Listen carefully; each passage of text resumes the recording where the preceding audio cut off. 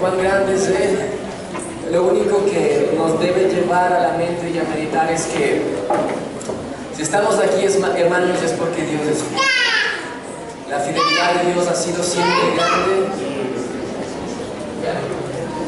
Y eso hemos podido ver como iglesias alrededor de estos 24 años que estamos predicando el Evangelio. Yo les pido que por favor saquen sus Biblias. Vamos a estudiar palabra de Dios. Vamos a sacar nuestras Biblias, todos por favor. Las personas que están por la parte de atrás, bueno, acá adelante hay un poco más de asientos, véngase para acá por favor. Si tienes un esfero a la mano, si tienes algo para anotar, hazlo. Dios quiere hablar a tu vida en esta mañana, así que yo quiero que abramos nuestra Biblia en el libro de Éxodo. Segundo libro de la Biblia, el libro de Éxodo, escrito por Moisés, capítulo 17. Éxodo 17, versículos desde el 1 hasta el versículo 7.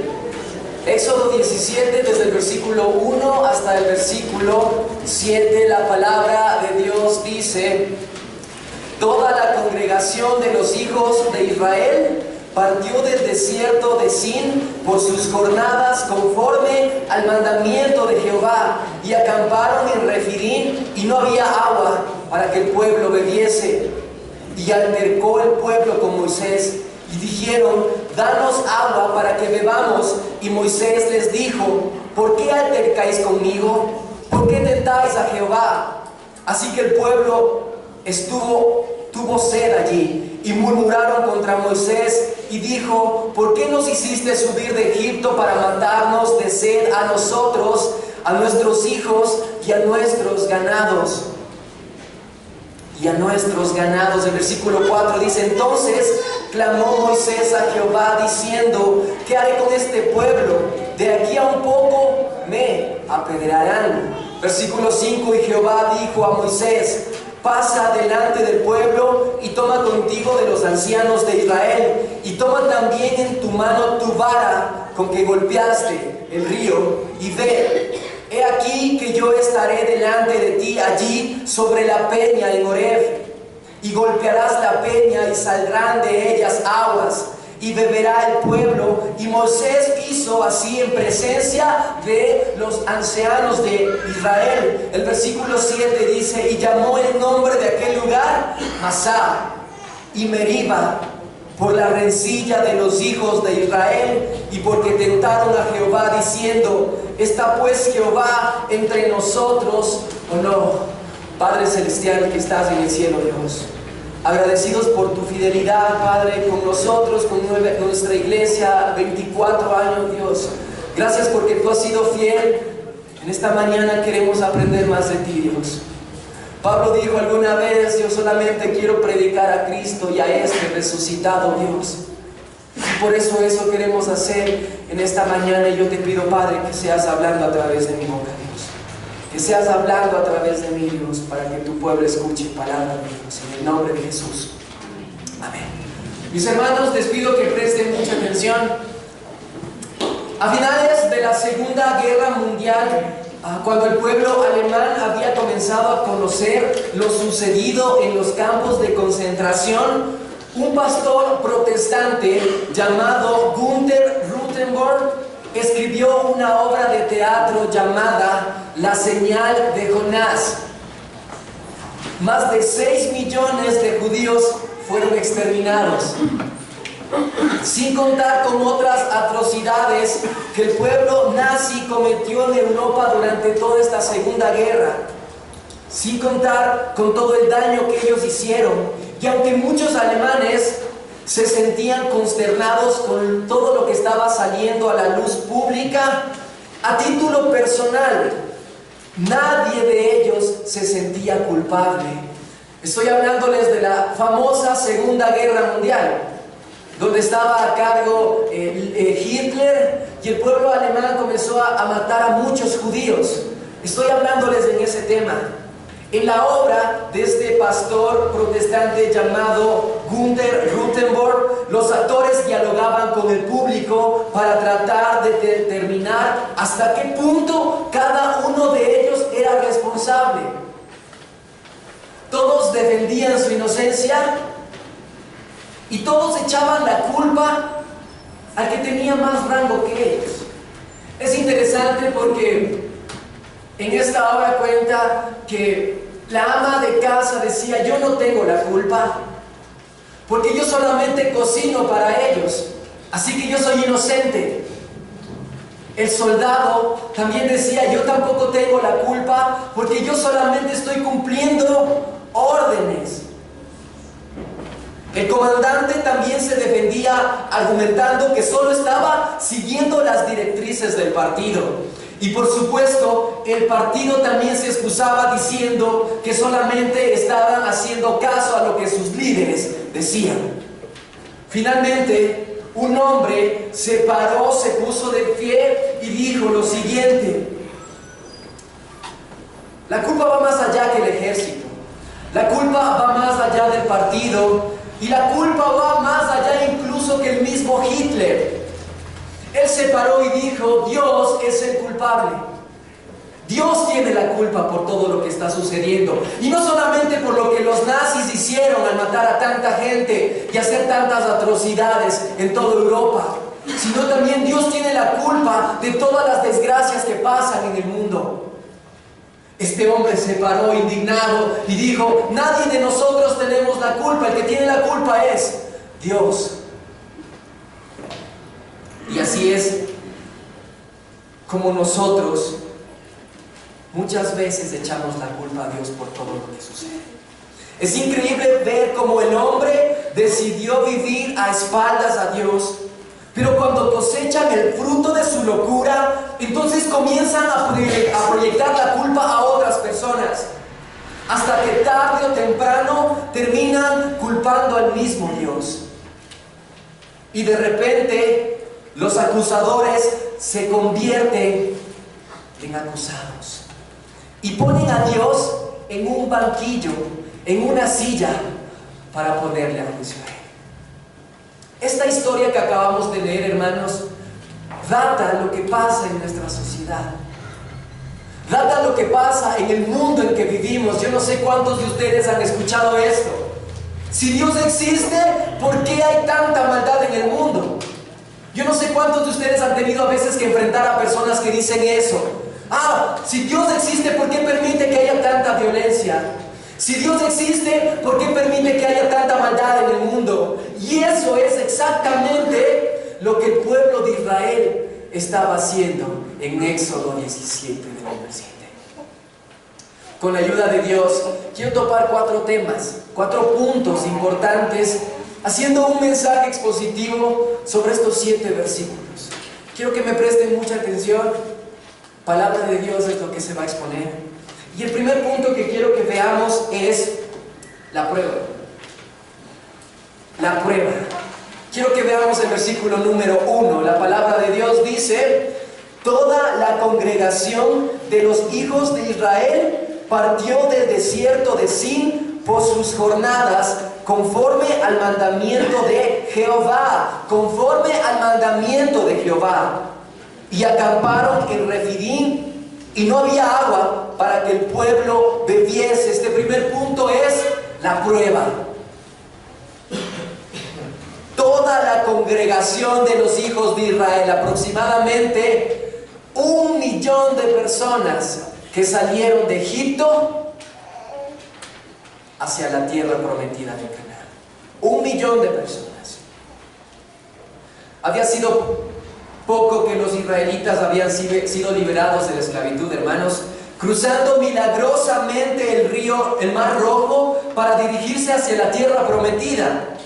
El camino más directo para llegar a Egipto, hasta la tierra de Canaán, era bordeando la franja costera. Ese era el camino más rápido. Es decir, se demoraban alrededor de 2 días caminando, máximo unos 4 días.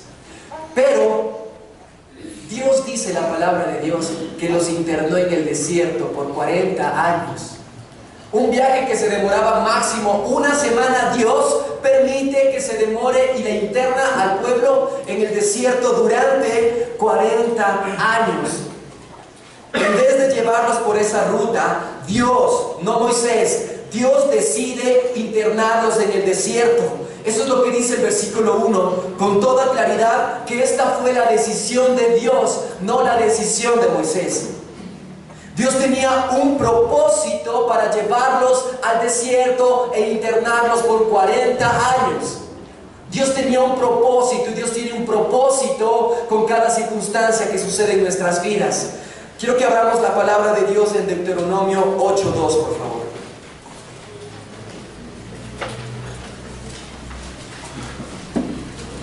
Deuteronomio 8:2 dice la palabra de Dios: y te acordarás de todo el camino por donde te ha traído Jehová tu Dios estos 40 años en el desierto, para afligirte, para probarte, para saber lo que había en tu corazón, si habías de guardar o no sus mandamientos. ¿Cuál era el propósito, hermanos, en el que Dios les internó en el desierto?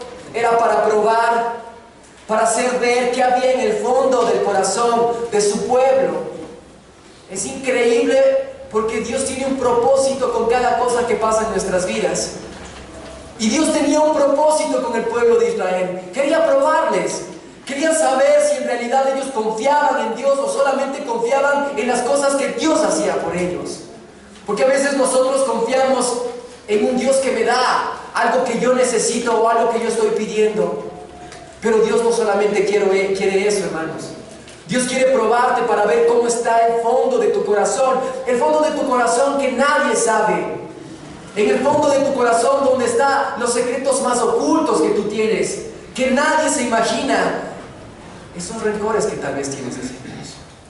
Todo lo que Dios permitió en el pueblo de Israel tenía un propósito. Esta dificultad, hermanos, fue cuidadosamente planificada por el Señor para revelar la verdadera condición de sus corazones. Eso dice Deuteronomio.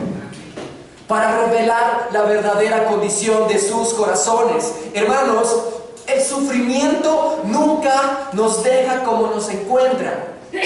Te repito, el sufrimiento nunca te deja como te encontró. Algunos se aferran más al Señor en medio del dolor y se vuelven más compasivos. Otros caen en el cinismo, se aíslan de los demás y se argumentan en la autocompasión. Esto ocurre incluso con personas que profesan la fe, hermanos. Te repito, el sufrimiento nunca te deja igual. Siempre va a pasar algo. Y ¿sabes algo? Esto ocurre también con nosotros como cristianos, personas que profesamos la fe. Durante un tiempo creemos que creemos. No es un trabalengua, hermanos. Durante un tiempo nosotros creemos que creemos a Dios. Hasta que tenemos que enfrentar situaciones angustiosas que desafían nuestro razonamiento lógico. Quiero que abramos la Biblia en Marcos, por favor, 4. Hablamos en el Evangelio de Marcos, capítulo 4, versículos 16 y 17. La palabra de Dios dice lo siguiente, 16 y 17 de Marcos 4.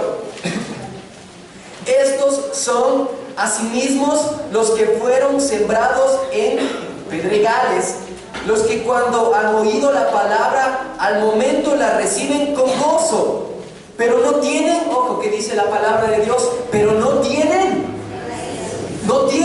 raíz en sí, sino que son de corta duración, porque cuando viene la tribulación o la persecución por causa de la palabra, luego tropieza. ¿Estos son de qué? De corta duración, hermanos. Esto es tan real.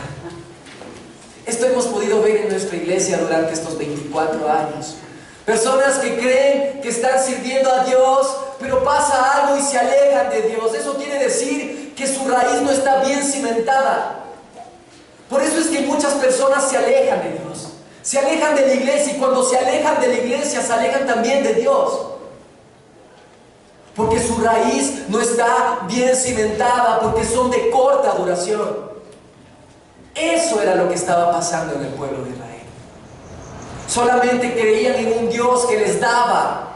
Solamente confiaban en un Dios porque les daba lo que ellos pedían.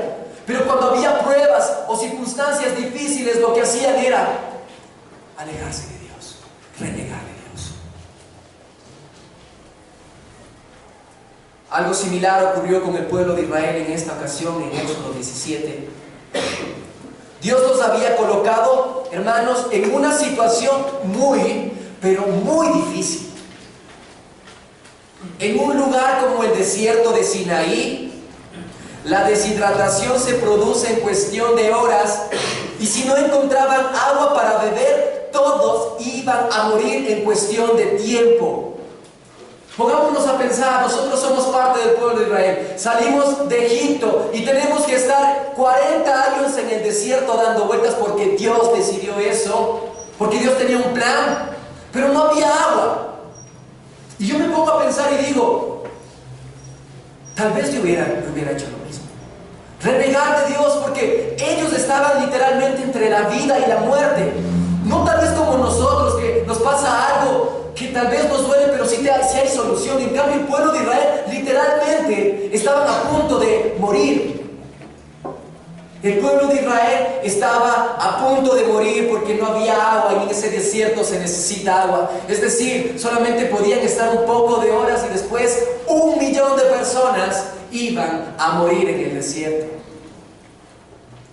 La pregunta aquí, mis hermanos, es: ¿qué debían hacer ellos en este momento? ¿Qué debía hacer el pueblo de Israel en este momento? Y antes de responder esta pregunta, debemos tomar en cuenta que el pueblo de Israel no es tan diferente a nosotros. Debemos tomar en cuenta que esta vez no era la primera vez que Israel se encontraba en un peligro semejante, y tampoco era la primera vez que el pueblo de Israel se estaba quejando. En Éxodo mismo, en el capítulo 15, la palabra de Dios dice que ellos se quejaban por falta de agua nuevamente. En el capítulo 16 también dice que se quejaban por falta de carne, y en ambas ocasiones Dios proveyó milagrosamente para cada una de sus necesidades. Es más, unos capítulos antes habla que Dios ya les daba el maná del cielo. Es decir, que esto no era la primera vez que ellos se sentían entre la espada y la pared. Dios ya les había puesto, y es más, Dios ya había demostrado su poder en el pueblo de Israel. En esta ocasión, ellos debieron confiar en el poder de Dios y en la bondad, porque Dios ya había hecho milagros sobre ellos. Si Dios les había liberado del ejército del faraón, si había abierto el mar rojo, si les había dado ya el maná, ¿por qué no iba a socorrerlos una vez más? Si Dios ya había hecho milagros con el pueblo de Israel, ¿por qué no iba a hacerlo una vez más? Pero ¿saben algo? Ellos no lo hicieron. Se volvieron a quejar contra Dios y contra Moisés, y decidieron promover una demanda judicial. Y este es el segundo punto que quiero que veamos, hermanos. Este segundo punto es demanda judicial. Y tú me dirás, Esteban, ¿por qué le pones ese, o por qué ese título? Ya les voy a explicar por qué se llama este segundo punto una demanda judicial. Quiero que leamos el versículo 2, por favor, de nuestro texto, Éxodo 17:2. La palabra dice: y altercó, tengan presente esta palabra, altercó. Y altercó el pueblo contra Moisés, y dijeron: danos agua para que bebamos. Y Moisés les dijo: ¿por qué altercáis conmigo? ¿Por qué tentáis a Jehová? El versículo 2 dice que el pueblo altercó contra Moisés. Y esta palabra indica algo mucho más fuerte que una simple queja. Esta palabra altercar significa algo mucho más fuerte que una simple queja. Era un término que se usaba cuando alguien quería presentar una demanda legal contra otra persona. En el original griego esta palabra quiere decir una demanda legal. No era nomás una simple queja, hermanos. Los israelitas ya antes se habían quejado contra Dios y contra Moisés, pero ahora pretenden demandarlo por haber quebrantado la promesa del pacto que Dios había hecho con ellos. Y es por esta razón que el lugar donde se llegó, este lugar llegó a ser conocido como Masá y Meriba. El versículo 7 dice, y llamó el nombre de aquel lugar Masá y Meriba, por la rencilla de los hijos de Israel, porque tentaron a Jehová diciendo, ¿está pues Jehová entre nosotros o no? ¿Está pues Jehová entre nosotros o no? Quiero explicarles algo, hermanos. Es interesante estudiar la Biblia en su original. Todo el Antiguo Testamento fue escrito en hebreo. Sí, el Nuevo Testamento fue escrito en griego. Pero el Antiguo Testamento, esta palabra Masá y Meriba, la palabra Masá quiere decir poner a prueba. Eso significa. Y la palabra Meriba viene de una raíz hebrea que significa entablar una demanda judicial o litigar. Eso significa Meriba. Entablar una demanda judicial o litigar.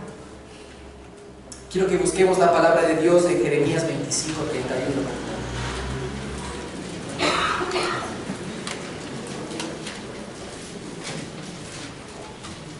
Jeremías 25, 31, la palabra de Dios dice, llegará el estruendo hasta el fin de la tierra, porque Jehová tiene juicio contra las naciones. Él es juez de toda carne, entregará a los impíos a espada, dice Jehová. Y esta palabra igualmente significa Meriba, lo que les estaba comentando, mis hermanos, que es un juicio. Así que, hermanos, de esta manera, lo que en este contexto estamos viendo va más allá que una turba de unas personas enojadas contra alguien. Va más allá de una multitud con rencor hacia alguna persona, hacia su líder. En este momento el pueblo de Israel entabló una demanda judicial contra Dios por haberlos sacado de la tierra de Egipto para matarlos en el desierto. Ellos tentaron a Jehová, como vimos en el versículo número 2. En otras palabras, lo que ellos hicieron es evaluar a Dios. Lo que nosotros hacemos a veces. Evaluar a Dios y llegaron a la conclusión de que Dios les había mentido. Es interesante cómo el diablo ataca siempre a la verdad de Dios. Eso pasó en Génesis. ¿Cómo atacó la serpiente el diablo a Eva? Atacando la bondad, la verdad de Dios. Dios te ha dicho eso. ¿Es verdad las promesas de Dios? No, pues ve, mira, no es así. Y Dios sabe cómo el diablo ataca. Así que ellos llegaron a la conclusión de que Dios les había mentido, de que Dios era mentiroso. Él los había sacado de Egipto haciéndoles promesas falsas para matarlos en el desierto. Así que no era simplemente un rencor o un altercado, hermanos. Esto era una demanda judicial. Y ya les voy a seguir explicando por qué. El versículo 7 leo nuevamente, y llamó el nombre de aquel lugar Masá. ¿Qué significaba Masá?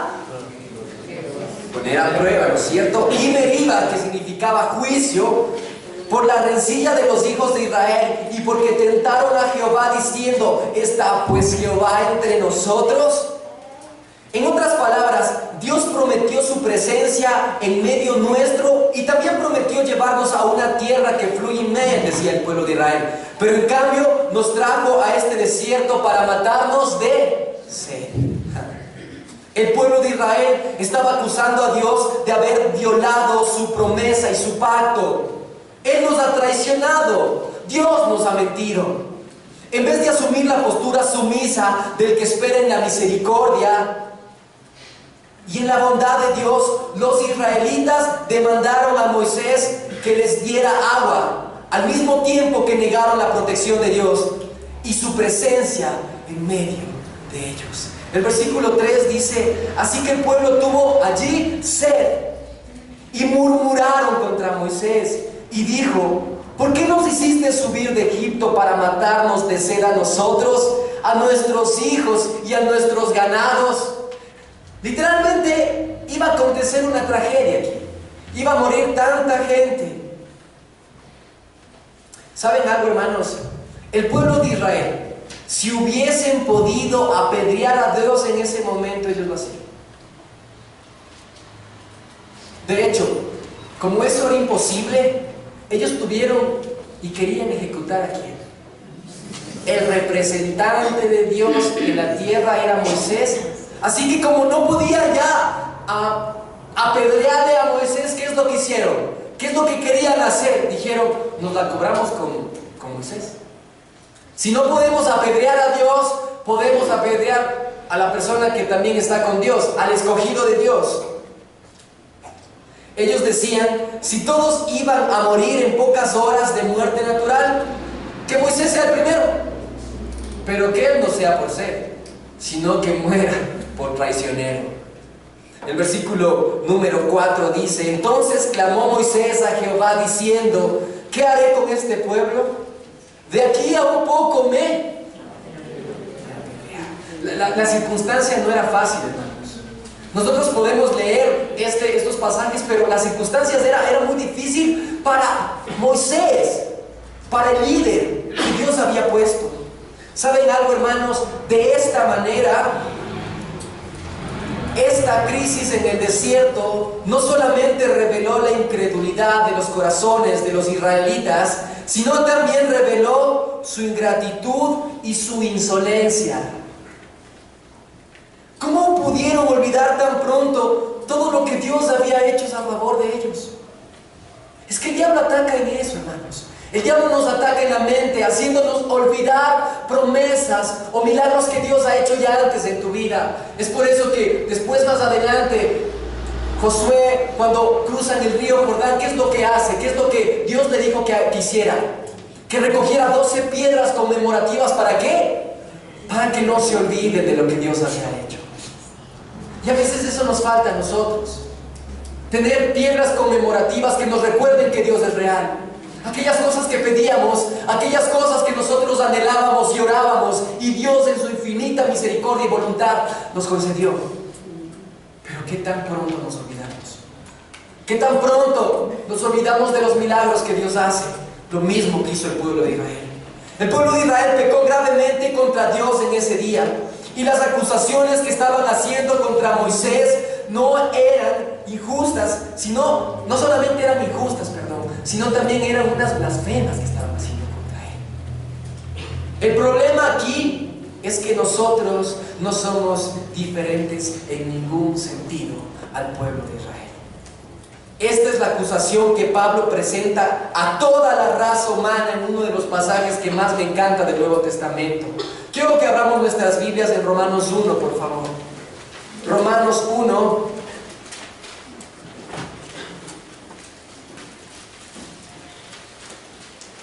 Versículos 18 a 21.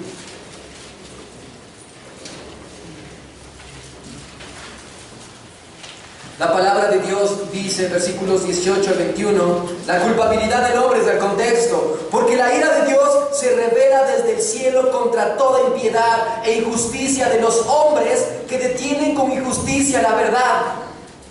Porque lo que de Dios se conoce les es manifiesto, pues Dios se los manifestó. Porque las cosas invisibles de Él, su eterno poder y su deidad, se hacen claramente visibles desde la creación del mundo, siendo entendidas por medio de las cosas hechas, de modo que no tienen excusa, hermanos. Dios ha dejado sus huellas digitales en cada parte de la creación para que nosotros no tengamos excusa. Y si alguien quiere decir que Dios no creó y que la creación es por una evolución, eso es mentira. Estamos blasfemando contra Dios. Estamos haciendo lo que el pueblo de Israel estaba haciendo. Y cuando nosotros llegamos a tener dudas de que si Dios creó o no creó el universo, estamos llegando a ser como ellos también. La raíz del ser humano, hermanos, es mala. La raíz es pecaminosa.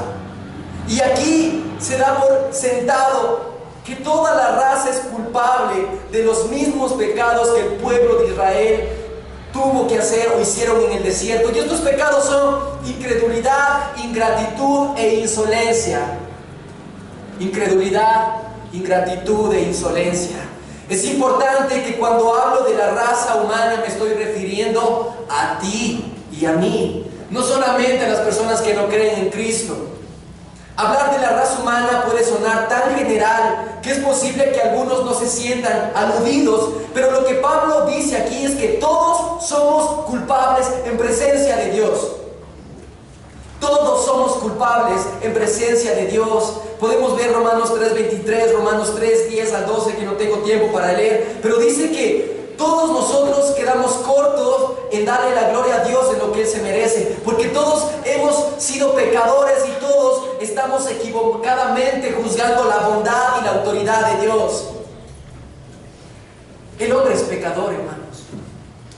Somos pecadores, nuestra naturaleza pecaminosa está en nuestros cuerpos. ¿Y sabes qué? Cometemos los tres mismos errores que les decía, que son incredulidad, ingratitud e insolencia. Somos insolentes con Dios.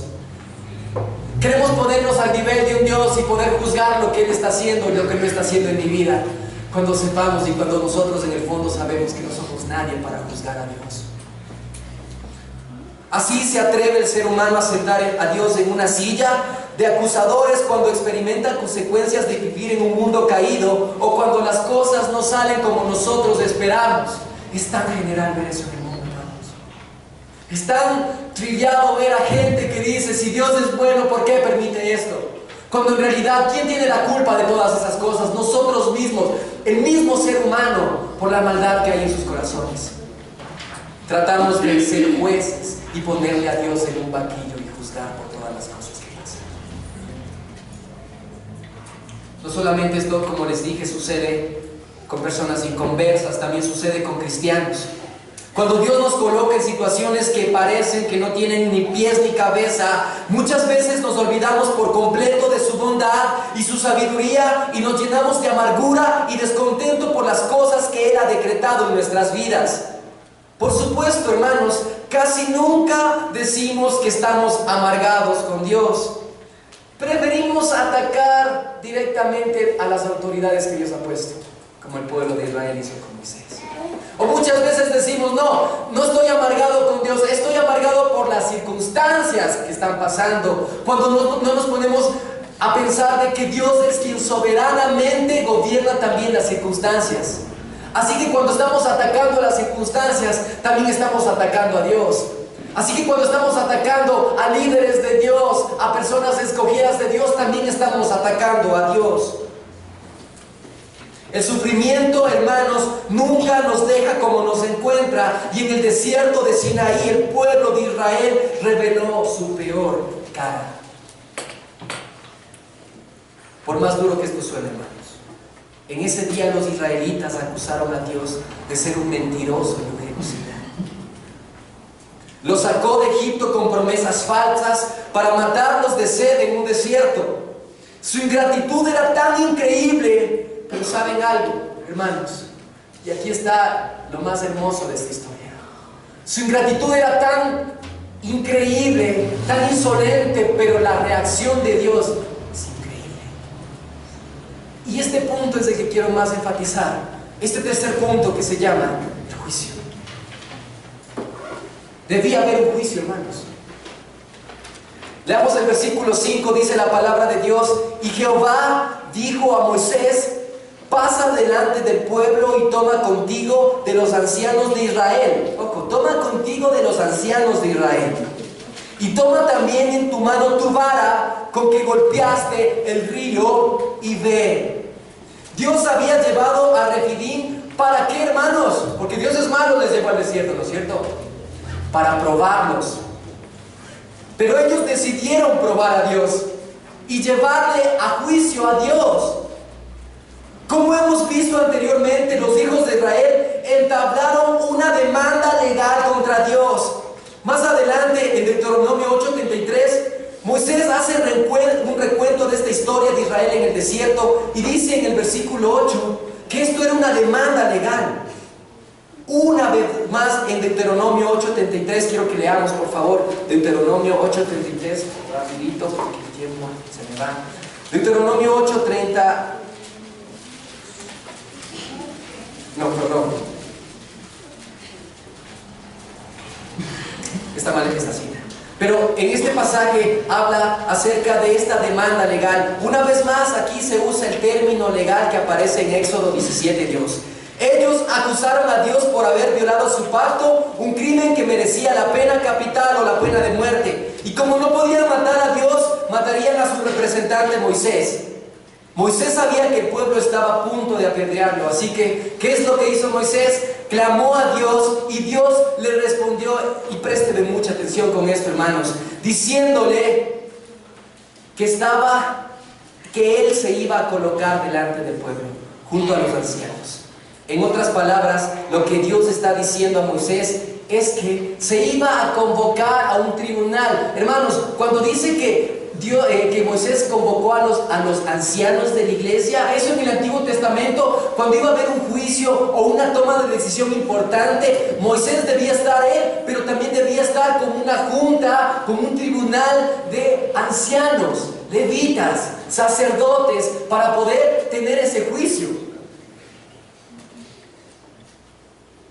Dios ordenó a Moisés que tomara en su mano, dice el versículo número 5, que tomara en su mano la vara con la que había golpeado el río Nilo cuando sus aguas se convirtieron en sangre.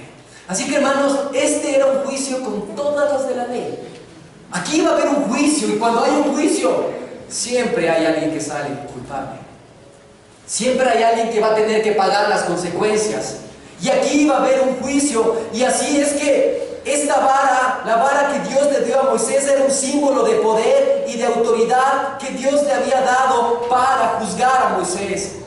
Moisés golpeó las aguas del río Nilo con esta vara. Estaba aplicando el juicio de Dios con los egipcios cuando Moisés golpeó el río Nilo con esta vara.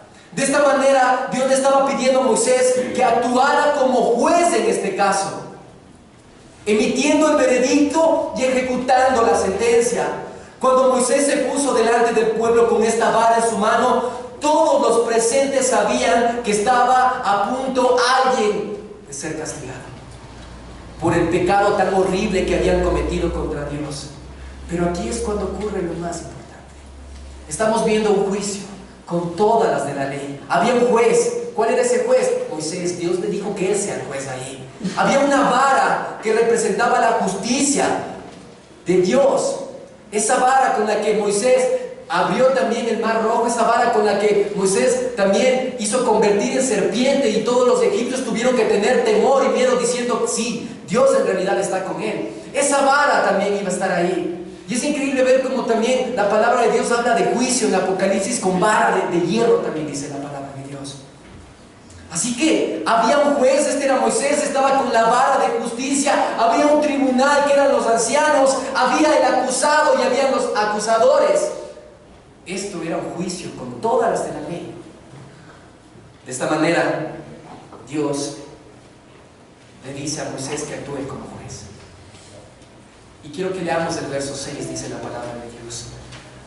He aquí, yo estaré delante de ti, allí sobre la peña en Horeb, y golpearás la peña y saldrán de ella aguas, y beberá el pueblo. Y Moisés lo hizo así en presencia de todos los ancianos de Israel, en presencia de todos los ancianos, es decir, el jurado. La expresión, hermanos, yo estaré delante de ti sobre la peña, y golpearás la peña y saldrán de ellas aguas, y beberá el pueblo. Y Moisés hizo eso en presencia de los ancianos. Esta expresión, yo estaré delante de ti, casi nunca se usa en la Biblia para referirse a Dios, porque Él no tiene que comparecer delante de los hombres. Es increíble porque antes, hermanos, cuando un amo estaba parado, siempre estaba adelante de él un siervo, y él se ponía delante de él para comparecer. Esa era la tradición de los judíos. Pero es increíble ver cómo en esta ocasión, y no van a encontrar ni un versículo más en la Biblia que Dios hace esto, que Dios se pone delante de un humano para comparecer, porque eso solamente lo hacían los siervos. Esta es la única vez que la Biblia data que Dios se pone delante de los hombres para comparecer. Dios estaba diciendo se iba a poner delante de Moisés. Somos nosotros los que tenemos que comparecer ante Él. Pero en este momento Dios decide colocarse delante de Moisés sobre la roca en el monte Horeb. Todas las personas que están familiarizadas con el Antiguo Testamento y que han estudiado la Biblia saben que la roca es un símbolo que se usa a menudo para referirse a Dios como aquel que trae salvación para su pueblo. En Deuteronomio 32:4, quiero que leamos también, por favor. Deuteronomio 32:4, la palabra de Dios dice, Deuteronomio 32:4, Él es la roca cuya obra es perfecta, porque todos sus caminos son rectitud, Dios de verdad y sin ninguna iniquidad en Él, es justo y recto. La primera parte es: Dios es la roca cuya obra es perfecta. Dios es nuestra roca. El Salmo 18:2 también leamos, mis hermanos. El Salmo 18:2 dice lo siguiente: invocaré a Jehová, quien es digno de ser alabado, y seré salvo de mis enemigos. La palabra de Dios también dice más adelante que Él es roca mía y castillo mío. Dios es la roca de Israel. Entonces, hermanos, ¿qué era entonces lo que estaba sucediendo en Éxodo 17:6? La pregunta es: estamos en un juicio. ¿Qué es lo que estaba pasando en Éxodo 17:6? Dios estaba accediendo a la demanda de ser llevado a juicio, pero no en el tribunal de ellos, sino en su propio tribunal. Dios estaba colocándose delante de Moisés para recibir todo el peso del castigo divino que su pueblo merece. Está a punto de enseñarles cuál es la única manera que era posible que ellos sean salvos. Los israelitas merecían morir por su incredulidad y por su insolencia, pero Dios decide recibir los azotes de su propia justicia. La palabra de Dios dice que Dios estaba delante de Moisés y que Moisés con esa vara de juicio iba a golpear la roca. Dios estaba delante y Dios estaba recibiendo el golpe de esa vara de juicio por amor al pueblo de Israel. Este es el gran mensaje de toda la Biblia, hermanos. Que Dios de toda gracia recibió en la persona de su Hijo el golpe que nosotros merecemos por causa de nuestra rebelión. El Señor Jesucristo se colocó sobre la peña en Horeb para recibir el golpe de la vara de Moisés, como preámbulo de lo que un día iba a pasar en la cruz del Calvario años más adelante. Hay un canto que dice: Cristo es la peña de Horeb que está contando agua de vida saludable para ti. Debía haber un juicio, hermanos. En este juicio debía haber una persona que sea culpable, y Dios, sin tener la culpa, se va delante del pueblo de Israel para recibir los azotes, el golpe de la vara de juicio, por amor a su pueblo. Cuando Cristo estaba en la cruz, dice el Evangelio de Juan que uno de los soldados, eso está en Juan 19:34, que uno de los soldados, para ver si Jesucristo estaba muerto, le traspasó una lanza en su costado, y al instante salió agua y sangre. La sangre que nos limpia de todo pecado y el agua de vida que sacia nuestra sed. Es gracias a su muerte que todos los creyentes somos saciados con el agua de salvación. ¿Recuerdas también cuando Jesús estaba hablando con la mujer samaritana? Igualmente le dijo: yo soy el agua. El agua de vida, esta agua que si tú tomas no tendrás sed jamás. Cristo es la verdadera roca en el monte de Horeb. Al ser golpeado en la cruz con la vara de la justicia divina, salió de él un torrente de agua que sacia plenamente la sed de todo aquel que venga y beba por medio de la sed. Esto es increíble, hermanos, porque el pueblo de Israel merecía ser castigados. Ellos merecían ser los que lleven la culpa, ser golpeados. Pero es increíble ver cómo el amor de Dios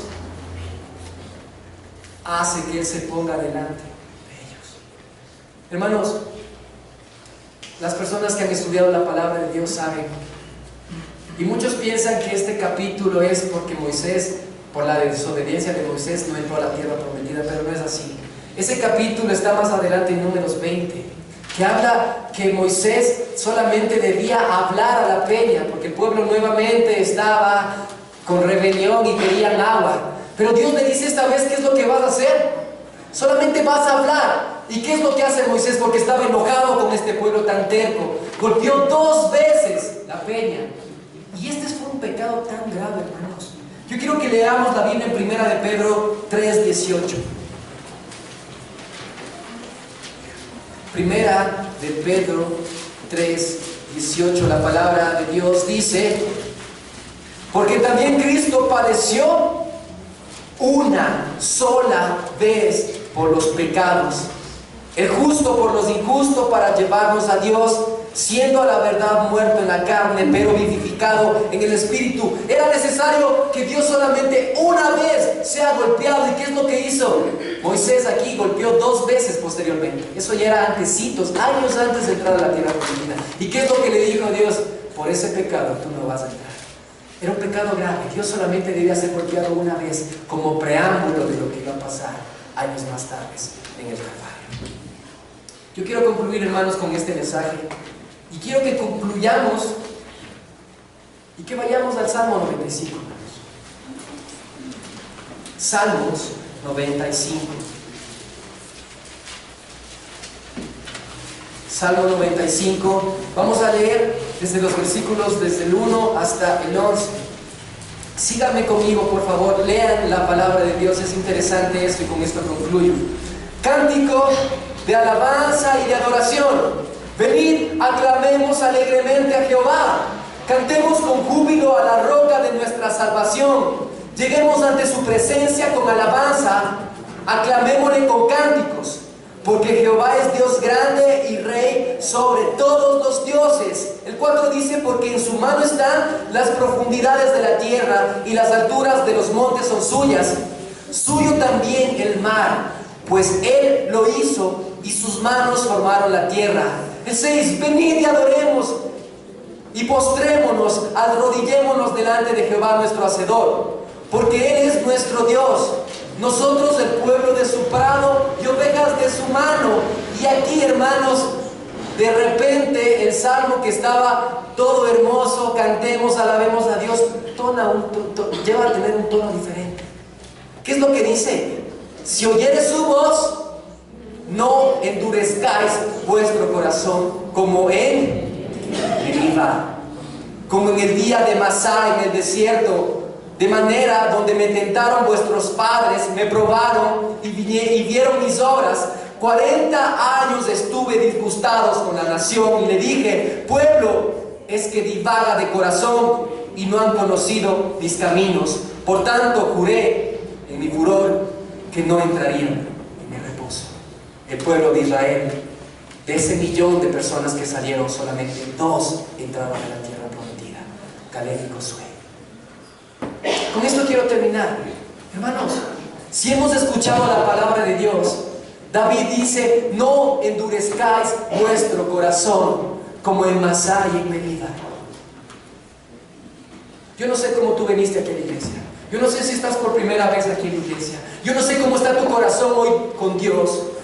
Pero ¿sabes algo? Un llamado es que no endurezcas tu corazón.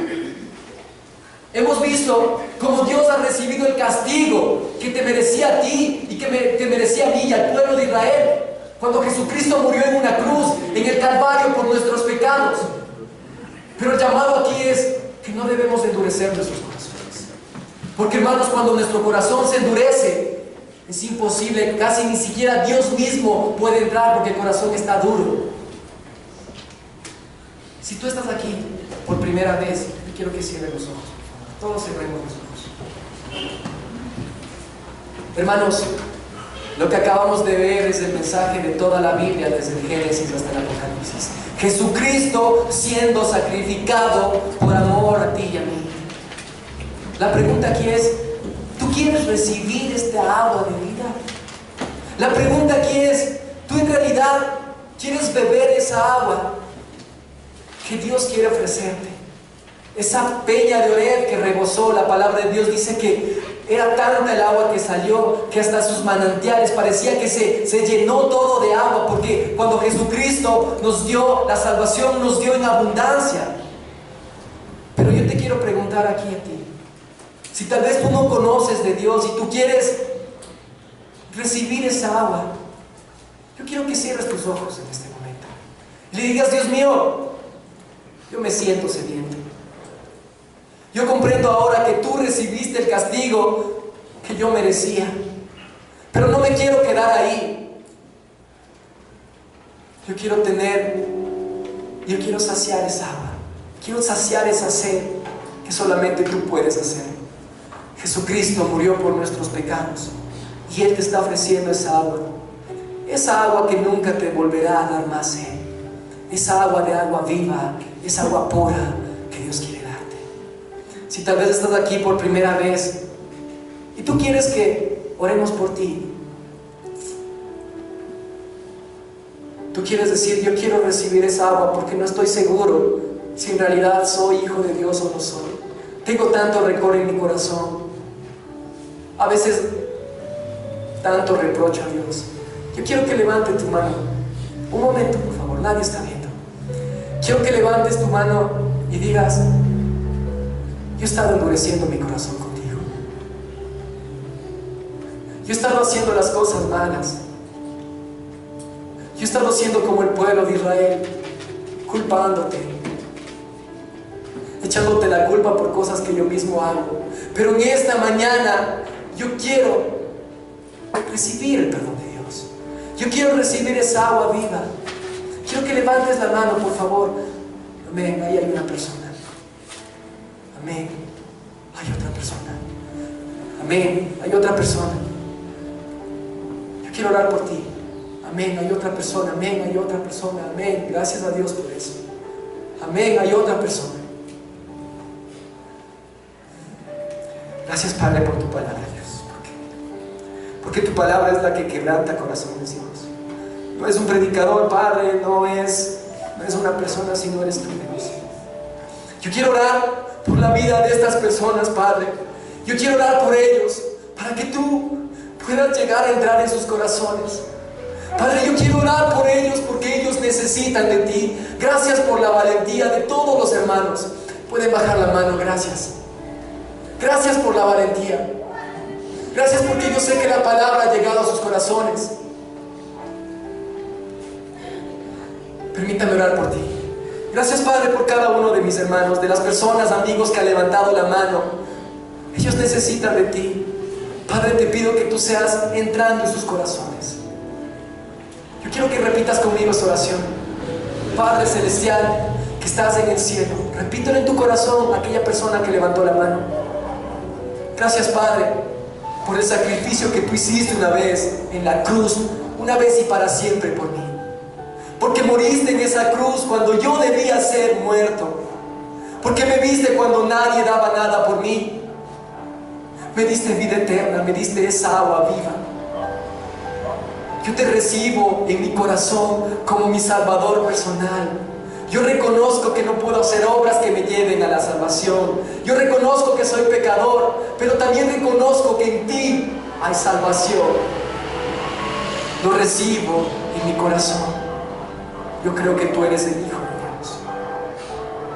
Gracias, Padre, por tu palabra en esta mañana. Gracias, Padre, por lo que tú has hecho, Padre. Y por cada mano levantada. Gracias, Padre, porque tú eres quien convence del pecado y del juicio, Padre. Y también por los hermanos que estamos aquí. Estamos celebrando 24 años de tu fidelidad, Dios. Pero la mejor forma de celebrar eso, Dios, es predicándote, predicando a tu Hijo Jesucristo y el sacrificio que Él hizo por nosotros.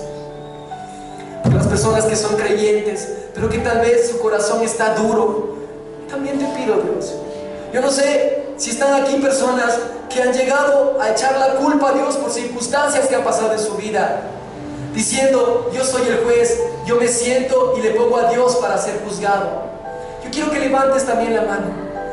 Personas que siendo creyentes, pero tal vez tienen su corazón un poco de rencor hacia personas o inclusive hacia Dios.